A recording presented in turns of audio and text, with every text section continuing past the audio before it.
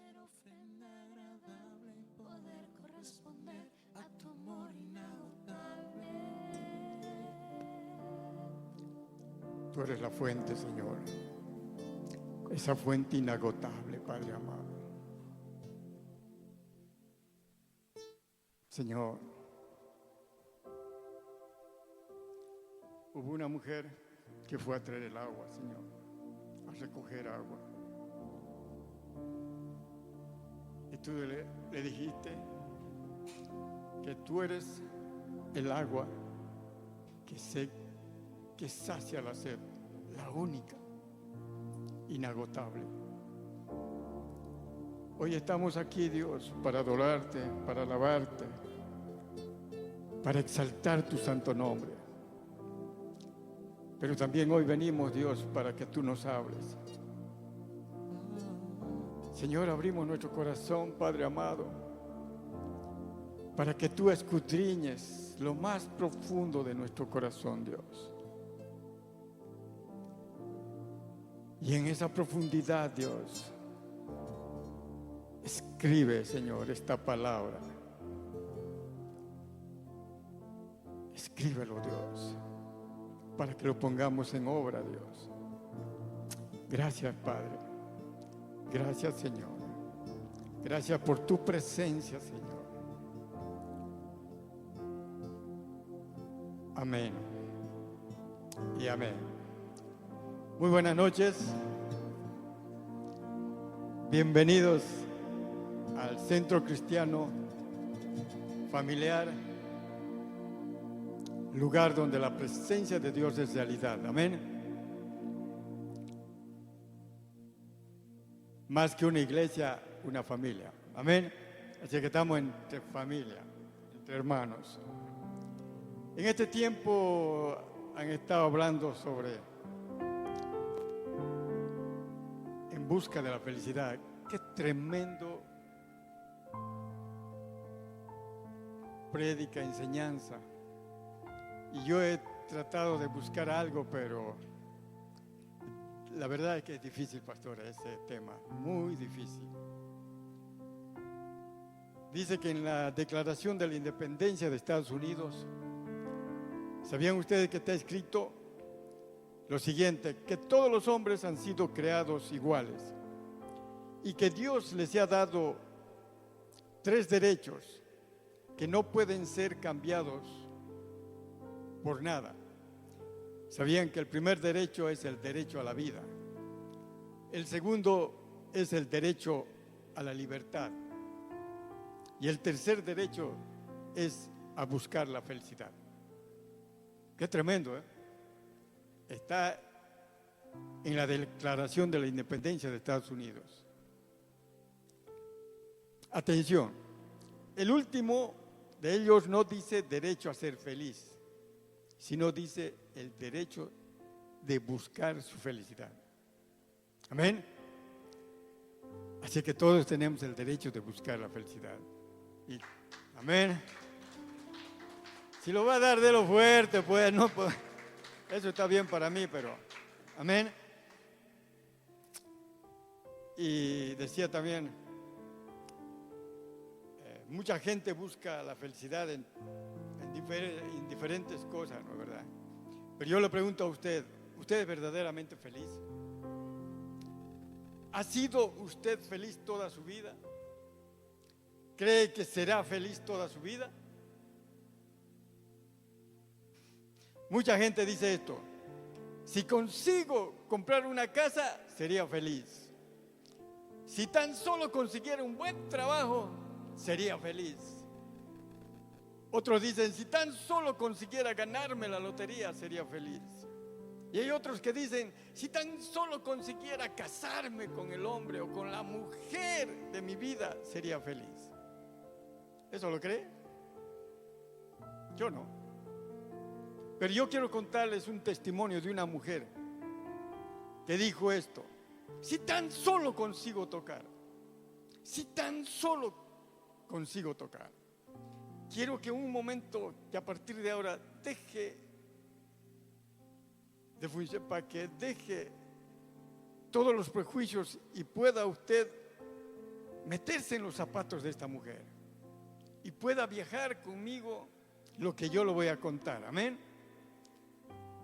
Nosotros somos imaginativos, ¿no es verdad? Dios nos ha dado eso para que nos podamos imaginar. Esta mujer vivió por más de una década atormentada por una enfermedad. Solo Dios sabe cuánto ha sufrido. Ha vivido con un útero sangrando por 12 humillantes años. Los rabinos lo han tenido como impura y han estado sujetos a provisiones levíticas. ¿Sabe que esa mujer nadie lo podía tocar? Y tampoco ella podía tocar a nadie. Excluida de la sinagoga, excluida de la iglesia, en otras palabras. Era una huérfana de la sociedad. También ha estado aislada de Dios. Así por lo menos ella lo piensa. Durante este tiempo la habían echado de la ciudad. Nadie quería compartir con ella. Desde entonces ha estado buscando afanosamente por las oscuras calles una migaja de esperanza. Sus ojos solo miran el suelo cuando pasa alguien. Está muy tímida, avergonzada, temerosa. Teme ver a los ojos de la gente que les reprochan. Teme la indiferencia de los que han dado la espalda. Pero más que todo teme el severo juicio de su enfermedad, que dice que es el resultado de un pecado personal. Todos le dicen: esta mujer anda así porque ha pecado, con un útero sangriento. Cualquiera podría imaginarse qué clase de pecado haya cometido ella. Sin dudar, la gente decía: seguro que es sexual. Son comentarios de gente chismosa, perversa. Además de la vergüenza de estar sangrando constantemente, lleva la carga de esa marca de los reproches de la sociedad. Lleva ese peso donde quiera que vaya, penosamente yendo de médico en médico. Ha tratado de encontrar un lugar para descansar ese peso que lleva. Los médicos han llenado su cabeza de esperanza y a su cuerpo de remedios, pero al final lo único que han logrado es quitarle su dinero. Ya no le queda nada de dinero. Ya no tiene dinero. Los médicos al fin admitieron que no hay nada que ellos puedan hacer. ¿Se imagina? Después que le sacaron toda la plata. Su vida declina. La constante pérdida de sangre durante esos años le ha pasado factura. Está anémica, pálida, abatida, decaída, desanimada y muy, muy cansada. Está cansada de la vergüenza, cansada de la enfermedad, cansada de los charlatanes, cansada de los médicos. Solo Dios sabe cuánto ha sufrido. Se ha quebrantado en 1000 pedazos cada una de sus ilusiones que tenía en la vida. Esas ilusiones se lo han acabado sus sueños. Ya no sueña con un matrimonio. Ya no sueña con tener una familia. Ya no sueña con peinar el cabello de una niña o limpiar el rostro de su hijo, ni con cargar un bebito sobre sus rodillas. Ya no sueña que sus seres queridos le cuiden en su vejez, ni con recuerdos maravillosos que pueda atesorar. Su sufrimiento ha convertido esos sueños en insignificantes fragmentos sin sentido. Ella ha oído de un hombre que hace milagros. Ella ha oído de ese médico de médicos. Su nombre es Jesús. Ese hombre no atiende a sanos, sino a enfermos. Que no viene para entender a los fuertes, sino a los abatidos. Que no viene a los que llevan una vida ordenada, sino a los que tienen una vida convertida en un caos físico y moral. Ha oído del éxito de Jesús, que ha tenido con otros enfermos incurables, la cura del endemoniado incontrolable, la resurrección del hijo de la viuda, la cura del leproso. Dice, un leproso, piensa ella, otro que nadie puede tocarlo. Otro huérfano que ha sido tomado del cuello y lanzado fuera de la sociedad, echado de la ciudad. Este médico divino simplemente tocó al hombre carcomido por la enfermedad, y ese llegó a ser limpio y sano otra vez. Aleluya. Ese es nuestro Cristo. Y dice, pensó que si puede encontrar a ese hombre llamado Jesús. Y dice ella, si tan solo consiguiera, dice la mujer, si tan solo consiguiera tocar únicamente el borde de su manto, yo también sería limpiada y sanada por completo. Así, con ese delgado filo de fe, esa débil mujer, como un alfiler, se mueve con esfuerzo sobre la multitud. Su cansado cuerpo es movido a empujones por los que están reunidos alrededor de Jesús. La multitud le está apretando y se acerca a él los curiosos, los desesperados, los ansiosos, los enfermos, los atormentados. Esa desesperada mujer mete su mano por ese pequeño espacio vacío, por un pedacito abierto entre la multitud, y por un fugaz momento logra tocar la esquina de su manto. Jesús siente el tirón, no por la fuerza de la mano, sino por la fuerza de la fe de la mujer. Poder sale de él. Dice que Jesús se para donde la mujer con hemorragia. Ella siente de inmediato que está recuperando la salud de su juventud. En medio de sus sentimientos, suelta el manto y es empujada por la multitud fuera del alcance del Señor. Jesús no deja de ir, aun cuando la multitud le está apretando, pero la forma que tocó fue diferente. La forma que tocó esa mujer fue diferente. Ese toque paró a Jesús. Y cuán atento estaba Jesús de responder a una mano que se extiende con amor. De inmediato Jesús lo llama. Ella regresa en obediencia a su llamado, temblando, avergonzada, temerosa, pero se acerca.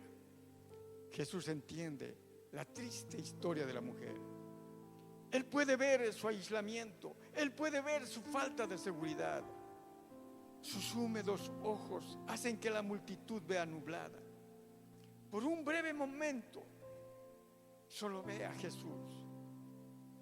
Y Jesús solo lo ve a ella, cara a cara, el médico con el paciente. Y cuando la tierna palabra de Jesús le dice, hija, Él le da a esa huérfana un nuevo hogar dentro de la familia. Jesús le dice, hija, tu fe te ha sanado. Vete en paz, amén. Aleluya. Hija, tu fe te ha sanado. Vete en paz y sin ninguna enfermedad. Jesús la sana, le devuelve sus sueños, le devuelve sus anhelos, le devuelve sus aspiraciones, le devuelve la vida. Amén. Ahora sí puede darle un fuerte aplauso a nuestro Señor. Qué tremendo historia de una mujer. Y esto está escrito en la palabra de Dios, en el libro de Marcos, capítulo 5, verso del 24 al 34. Pero está bien esa historia. Lo que nos falta a nosotros es saber qué es lo que Jesús nos quería decir. ¿Qué es la revelación en ese libro, en esos versículos? ¿Lo quieres saber? Una pena quieres saber. ¿Quieres saber la revelación? de este pasaje, en este tiempo hay multitud de personas que siguen a Cristo. ¿Sí? Se han abierto megas iglesias con miles de personas que siguen a Cristo, pero no caminan con Cristo. Existen miles de personas que se bautizan, que visitan a las iglesias semana por semana, pero no viven para Cristo. No viven vidas justas, no viven vidas rectas y no entregan lo mejor de ellos a Dios. ¿Por qué sucede esto?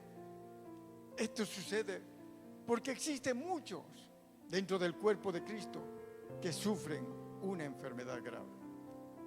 Una enfermedad que les produce una pérdida lenta, que tarde o temprano les conduce a una caída abrupta. Usted se preguntará, ¿existe algo que se puede hacer para prevenir esto? Dice que es mejor prevenir. Amén. La respuesta está en esto, en este pasaje, en esto lo que les leí. Existe en este mensaje una revelación de nuestras vidas. En estos versículos encontramos una descripción de la condición espiritual de muchas personas dentro de la iglesia. Examinemos estos versículos detalladamente para determinar si lo que yo digo tiene sentido. En este punto de la historia, Jesús ya había hecho milagros, ya había enseñado en la sinagoga, en las plazas, ya tenía una reputación que crecía cada día. Por donde quiera que él caminaba, todos querían escucharlo, todos querían verlo. Por eso en el versículo 24 dice, y le seguía una gran multitud y le apretaban. Y le seguían una gran multitud, mira, fíjense, una gran multitud. Me imagino que la mayoría de las personas de esa multitud fueron a verlo por curiosidad. En otras palabras, fueron a ver si lo que habían oído acerca de ese hombre era verdad. ¿Se da cuenta? ¿Cuántas personas vienen aquí a la iglesia para ver si realmente es lo que dicen, que es una iglesia lleno de amor? Y cuando llegan se sorprenden y se van enamorados, ¿no es verdad? En realidad, esto no es muy diferente a lo que sucede hoy en el día. Digo porque la mayoría de las personas que se convierten a Cristo, su primera visita a una iglesia casi siempre es por satisfacer su curiosidad o porque alguien lo invitó y dice, ya voy a ir porque ya hasta todos los días me invita, pero ya voy a ir. Y viene. Y otros por curiosidad. Este fue el caso seguramente, que dentro de la multitud existían algunos que tenían fe, pero también estoy seguro que la mayoría, que los que salieron a verlo, lo hicieron para satisfacer su necesidad, su curiosidad. Como les dijo en estos versículos, encontramos una revelación de la condición espiritual de muchas personas dentro del cuerpo de Cristo. Existen muchas personas que le siguen como esa multitud, pero le siguen no por fe, sino para ver qué pasa. Pero seguirlo solamente no es suficiente. Dios desea que solamente, Él no quiere que solamente le sigamos a Cristo. Dios quiere que caminemos a su lado de Jesucristo. Amén. Por eso Colosenses 3 dice, poned la mirada en cosas de arriba, no las de la tierra, porque habéis muerto y vuestra vida está escondida con Cristo en Dios. Hermanos, la mayoría de los creyentes cometen el error de pensar que con simplemente seguirlo ya cumplieron. Muchos siguen por curiosidad, le siguen para ver qué pasa, Le siguen porque sus padres asisten a la iglesia o porque algún pariente sigue a Cristo. Le siguen por diferentes razones, pero el problema está que no lo siguen por fe, por una fe genuina. Continuamos leyendo. Verso 25 dice: pero una mujer que desde hace 12 años padecía del flujo de sangre y había sufrido mucho de muchos médicos y gastado todo lo que tenía y nada había aprovechado, antes iba peor. Pensemos en esto por un momento y veamos si esto también se aplica en la vida de muchas personas. Estoy seguro que la mayoría de nosotros, no todos, en un punto de nuestra vida nos encontramos tal como esta mujer. Habíamos estado mal, sabíamos que teníamos algo, existía un vacío en nuestro corazón y no sabíamos cómo llenarlo. Fuimos a los psicólogos, psiquiatras, médicos, curanderos, etcétera, etcétera. Tal como esa mujer, buscando la solución por todos los medios habidos por haber. Hicieron todo que estaba a nuestro alcance, pero las cosas fueron empeorando. En vez de mejorar, fueron empeorando. Si nos fijamos en nuestro alrededor, pronto nos daremos cuenta que si existen muchas personas en este mundo que buscan llenar ese vacío que sienten, pero nunca lo pueden llenar. Muchos son los que buscan llenar este vacío con las drogas, con el alcohol, con el sexo, en las religiones, hasta en el poder de las tinieblas. Pero muchos que buscan la solución nunca la hallan, porque buscan en lugares equivocados. Ninguna de estas cosas es capaz de llenar el vacío que existe en el corazón del hombre. Solo existe una persona en este mundo capaz de entregarnos la paz, el amor y el descanso que tanto anhelamos. Y su nombre es Jesucristo. Amén. Por eso Jesús dice: venid a mí todos los que están trabajados, cansados, y yo os haré descansar. En Juan 14:27 dice: la paz os dejo, mi paz os doy. Yo no os la doy como en el mundo lo da. No se turbe vuestro corazón, ni tenga miedo.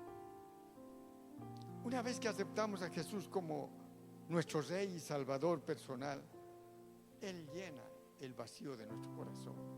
Amén. El Espíritu Santo comienza a guiarnos, a darnos convicción de pecado, y comenzamos a seguir a Cristo. Pero recuerden, seguirle no es suficiente. Tenemos que caminar con Él. Fíjese bien en un detalle. En estos acontecimientos vemos que esta mujer sabía exactamente lo que le afectaba. Ella sabía su enfermedad, porque la palabra dice: padecía de flujo de sangre. Sin duda alguna, podemos ver que ella sufría debido a una condición física, una condición, una enfermedad con síntomas. Pero les digo que existen muchos creyentes, tal como esa mujer, que sufren enfermedades, no físicas, sino espirituales. Esta mujer sufría una pérdida. Y les digo que existen muchos dentro del pueblo de Dios hoy que sufren lo mismo, que han perdido, algo han perdido.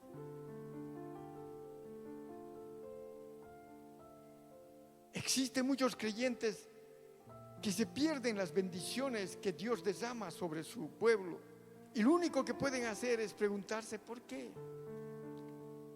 ¿Por qué en su vida existe una pérdida? En el caso de esta mujer vemos que tenía una pérdida de sangre, vemos que sufrió este padecimiento por mucho tiempo.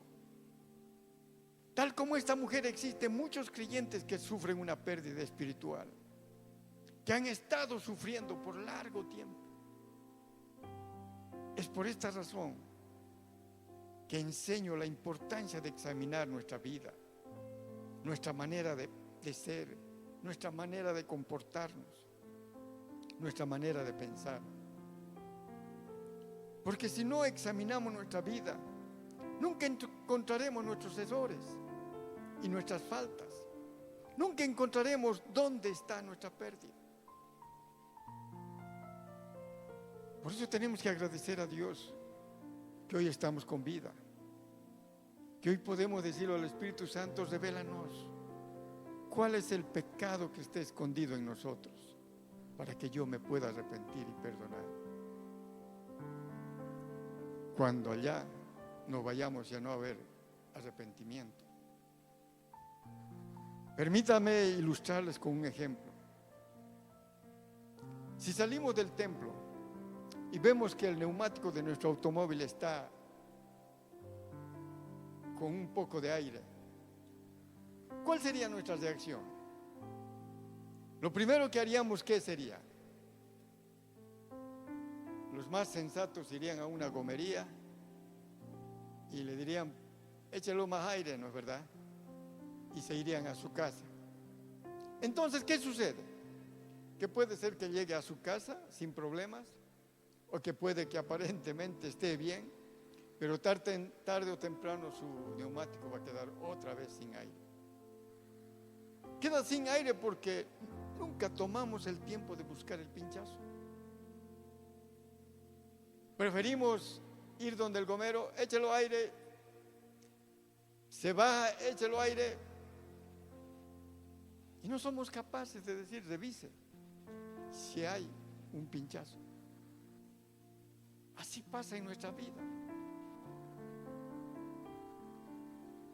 Tenemos un pecado escondido y lo pasamos por alto, y lo pasamos por alto. Ese pecado va carcomiendo, va creciendo, va creciendo. Cuando te das cuenta, estás tan perdido y tan frío como esa mujer. Por eso, hermanos, tenemos que aprender a examinarnos. Y no hay mejor examinador que el Espíritu Santo. Él escudriña lo más profundo de nuestro corazón. Él nos puede revelar aún el pecado que nosotros ni siquiera nos habíamos imaginado. Así es que siempre es bueno examinar nuestras vidas, nuestra vida espiritual. Amén. Le he estado hablando acerca del pinchazo que existe en la vida de muchas personas. El pinchazo es un pecado.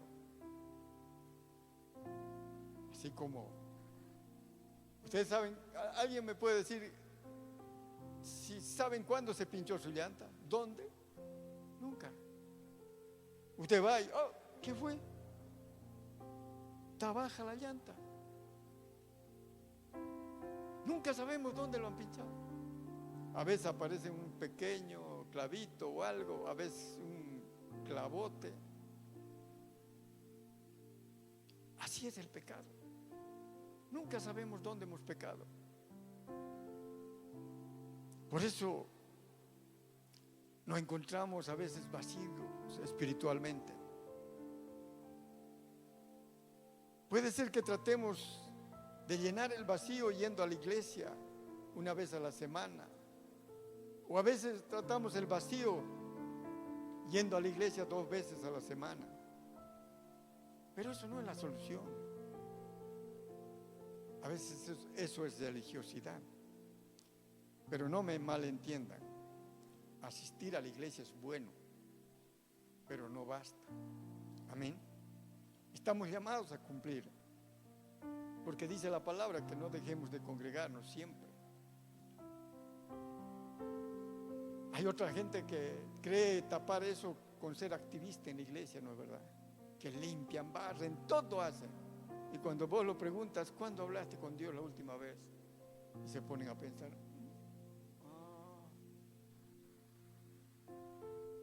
puro activismo. Aparece, nos confundimos con la religiosidad. Amén. Por eso que cuando vamos a la iglesia, hermanos, recibimos una inyección temporal. Pero aquí está el problema con esa pequeña palabra temporal. ¿Se da cuenta? Usted sale aquí encendido, va, llega a su casa, al día siguiente ya está desinflada. ¿Sí o no? Otros hermanos, sean honestos, ¿cuánto leen la Biblia? Solo cuando predicamos aquí, leen ahí en la pantalla, y de ahí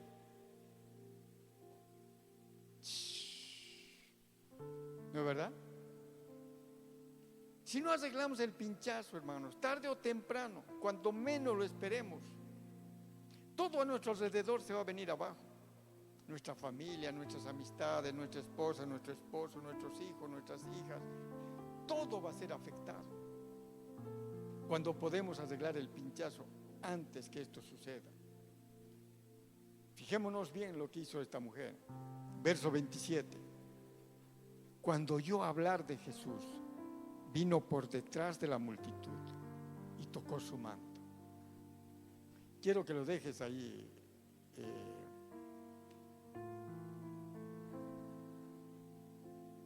En este versículo existe 3 pasos bien importantes que debemos hacer. Primero, ella oyó hablar de Jesús. Les pregunto, ¿cuántos han oído que Cristo es la solución? La pregunta más difícil es, ¿cuántos están convencidos que Cristo es la solución? ¿Cuántos creemos en Dios? Todos, ¿no es verdad? Pero ¿cuántos creen en la palabra de Dios? Son pocos.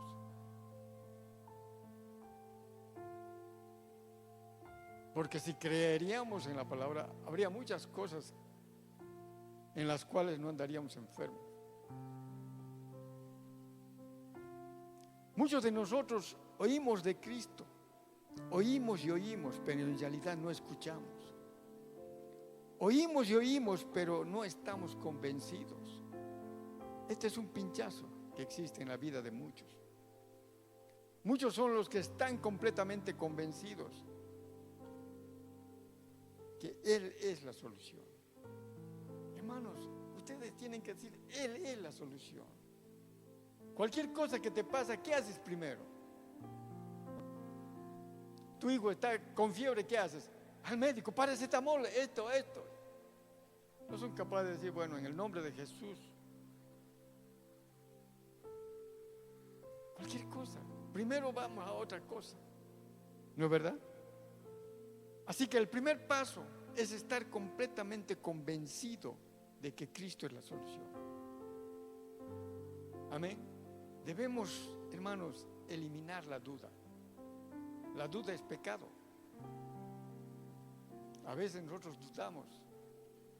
Por eso Mateo 21 dice, respondió Jesús y les dijo, de cierto os digo, que si tuvieras fe y no dudases, no solo haréis esto a la higuera, sino que si este monte dijeras, quítate y échate al mar, será hecho.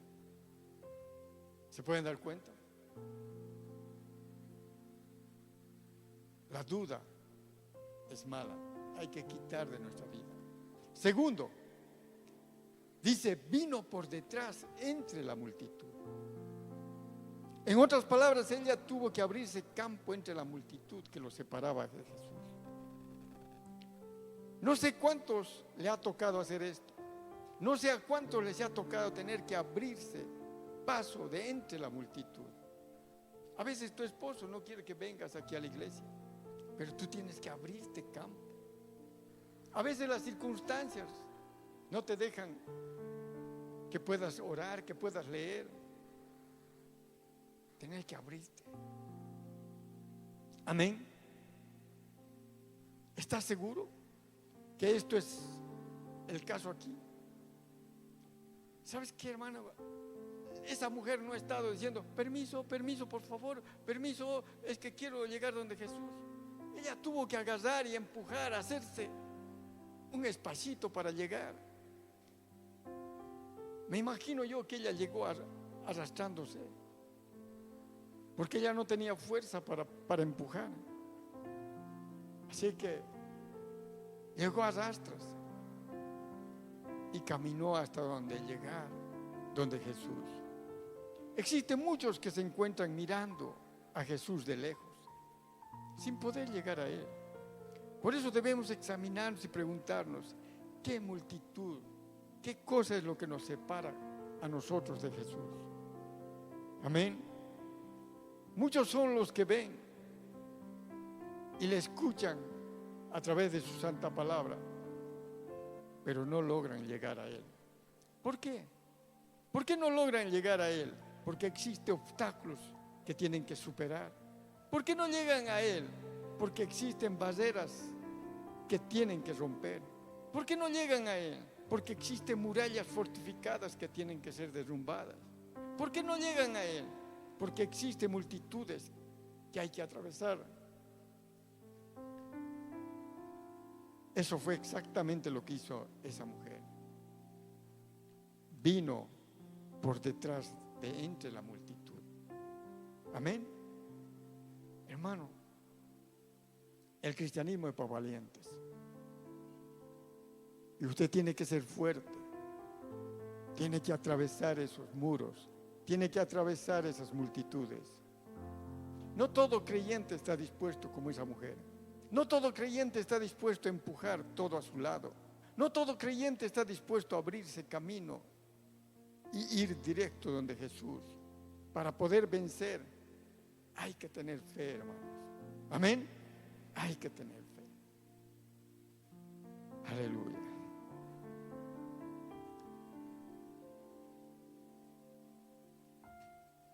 Por eso que tenemos que abrirnos paso de en medio de la multitud de cosas que el enemigo ha puesto entre nosotros. A veces el enemigo te pone cosas y eso hay que superar. Un gran deseo y misión del enemigo es separarnos de la voluntad de Dios. Su deseo es obstaculizar que nosotros recibamos la bendición de Dios. Creo que si podemos enumerar todas estas cosas, la lista va a ser muy larga, ¿no es verdad? Tercero, dice ella, tocó su manto. Pero, ¿cómo lo tocó? La palabra aquí nos dice, porque decía, si tocase tan solo su manto, seré salvo. Si tan solo tocase su manto, seré salvo. En otras palabras, lo tocó completamente convencida. Lo tocó sabiendo que Él era la solución, que Él tenía su sanidad, que Él tenía su salvación. Amén. ¿Cuál fue el resultado de su fe? Y enseguida, dice, la fuente de sangre se secó. Ella sintió que su cuerpo estaba sana de tal azote, con tan solo tocar su manto. Amén. ¿Usted está dispuesto a tocar el manto de Jesús? Así que póngase de pie y vamos a decirle al Señor. Si tan solo tocar el borde de su manto, Oh Señor. si tan solo pudiera ver su rostro, si tan solo pudiera tocar sus manos, libre sería. Yo sé, Oh Dios. si tan solo tocar el borde de su manto, Si tan solo pudiera oír su voz, si tan solo pudiera acercarme a él, libre sería. Yo sé. Levanta tus manos a Dios, porque delante De ti solo soy alguien que necesita un toque del maestro para ser liberado, porque delante de ti amado Jesús, solo soy alguien que ayúdame necesita a darme cuenta una mirada. de que no fueron los sanos los que te buscaron, fueron las personas de las calles, no los que estaban en los salones de la sociedad. Y si tan solo Quienes se agarraron de tu manto fueron los necesitados, fueron las personas con los brazos extendidos, con las manos vacías, personas que no tenían nada más que ofrecer, solo fe, fe que tú podías sanar. Señor Jesús, confieso que a menudo he seguido a las multitudes que me presionaban contra ti, pero muy pocas veces esos roces contra ti han cambiado mi vida. Te he tocado, pero solo a la apurada, en las horas del culto. Domingo tras domingo ocupo un lugar en la multitud. Mientras me siento en el culto, canto, alabo, oigo la prédica, leo la Biblia, hago oración y doy mi ofrenda. Participo en los seminarios correctos, escucho programas adecuados, leo libros. ¿Cómo puedo estar tan cerca de tu presencia y al mismo tiempo tan alejado de tu poder? Señor, ayúdame a entender que la fe de la mujer con hemorragia fue forjada en un yunque de 12 años de sufrimiento, años de desilusión, años de sueños frustrados. Pero gracias, Señor, porque con sus ojos de misericordia has podido observar cada una de la hemorragia de mi vida, Señor. Ojos que entienden, ojos que pueden ver toda la historia de mi vida. Dile gracias por tu deseo de sanar mi sufrimiento, Señor. Gracias porque puedo poner mis problemas a tus pies y estar en paz. Y en esa paz que el mundo no lo entiende, Señor. Gracias por hablarnos, Dios. Gracias por enseñarnos de que a pesar que sufrió 12 años, nunca se rindió, Señor. Y solo necesitas un pequeño gramo de fe para que Él sienta el toque de su mano. Gracias, Jesús. Amén. Y amén.